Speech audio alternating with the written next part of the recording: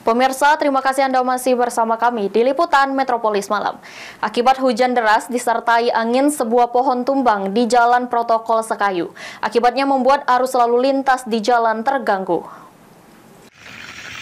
Akibat hujan yang disertai angin kencang, sebuah pohon besar tumbang di Jalan Kolonel Wahid Udin, Kota Sekayu, tepatnya di depan kantor Bawaslu Musi Banyuasin. Atas kejadian membuat arus lalu lintas di jalan terganggu. Petugas kepolisian bersama BPBD yang mengetahui kejadian langsung ke lokasi dan mengevakuasi pohon tumbang tersebut. Karena hujan deras tadi, pohon jadi tumbang. Jadi apa yang kita lakukan sekarang, Pak?